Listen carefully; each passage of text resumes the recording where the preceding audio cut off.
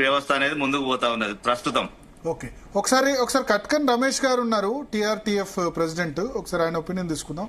కట్కన్ రమేష్ గారు, మీ సూచనలు ఏంటి?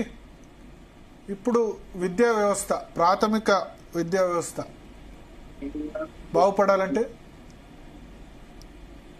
ప్రాథమిక విద్య బాగుపడాలంటే ప్రాథమిక పాఠశాలకు ప్రభుత్వం నిధులు ఎక్కువ కేటాయించాల్సిన అవసరం ఉంది. ఇప్పుడు అధికారులు కూడా ఏం చేస్తారంటే 10వ తరగతి మీదనే కాన్సన్ట్రేషన్ ఉంది, కానీ ఈ సంవత్సరం మాత్రమే కొంత ప్రాథమిక పాఠశాల పైన కాన్సన్ట్రేషన్ పెరిగింది. 1వ తరగతి నుంచి 5వ తరగతి వరకు ప్రాథమిక పాఠశాలలు అనుకుంటే 1వ తరగతిలో విద్యార్థుల చేరికకు సంబంధించి ఉన్న ఇబ్బందులను ఈ రాష్ట్ర ప్రభుత్వం పరిగణలోకి తీసుకుంది.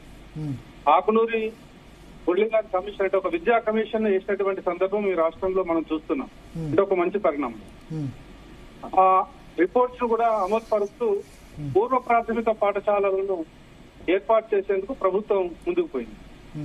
కనుక ప్రాథమిక పాఠశాలలు బాగుపడాలంటే, ప్రాథమిక పాఠశాలల్లో నాణ్యమైన విద్య రావాలంటే అందుకు అనుగుణమైనటువంటి బడ్జెట్ కూడా ఉండాలి. మనం చూస్తున్నాం, గత 10 సంవత్సరాల్లో చూసినప్పుడు మన తెలంగాణ వచ్చిన తర్వాత విద్యా బడ్జెట్ పూర్తిగా తగ్గుకుంటూ పోయింది, చాలా తగ్గింది. ఆ తర్వాత ఇప్పుడు నూతనంగా ఈ ప్రభుత్వం వచ్చిన తర్వాత ఒక్క 1% మాత్రమే కొంత పెంచుకోగలిగింది. కాంగ్రెస్ మేనిఫెస్టోలో కూడా 15% విద్య ఇస్తున్నామని చెప్పేసింది. ఉపాధ్యాయ సంఘాలుగా మేము 30% అడిగాం. కానీ ప్రభుత్వం అధికారంలోకి రాకముందు మేనిఫెస్టోలో పెట్టినటువంటి కాంగ్రెస్ పార్టీ 15% కూడా ఇవ్వలేదు.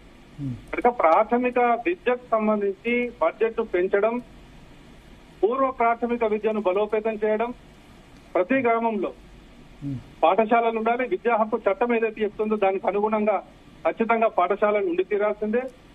ఈ రాష్ట్రంలో కానీ ఈ దేశంలో కానీ మనకున్నటువంటి విద్యా హక్కు ఏదైతే ఉందో దాని ప్రకారంగా ఏ ఒక్క విద్యార్థి పాఠశాలకు దూరంగా ఉండకూడదు, అందుబాటులో పాఠశాల ఉండాల్సిందే.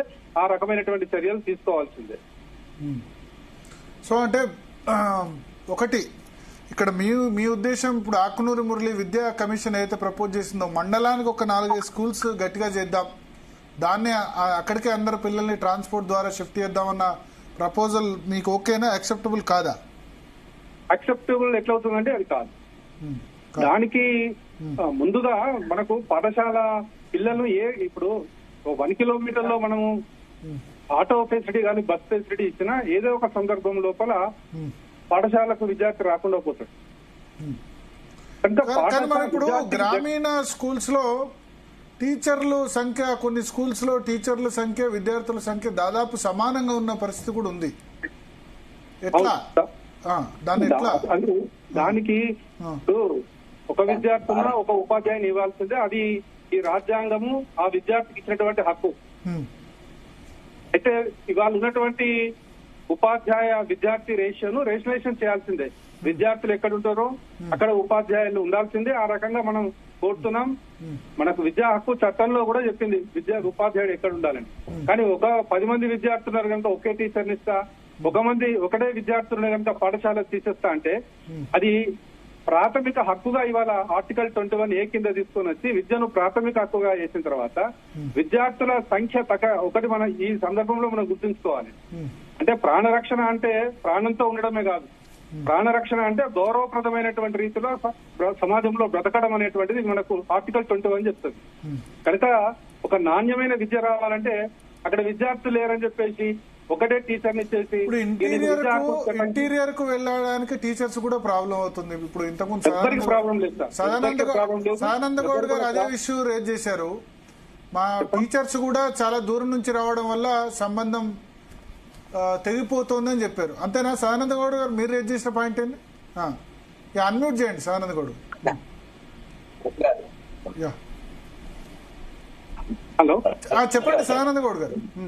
మేము ఇంత ముందుకు గ్రామీణ ఊర్లలో ఉండేవాళ్ళం, అనుమానం ఏం లేదు. ప్రజలతో సంబంధాలు ఎక్కువగా ఉండే.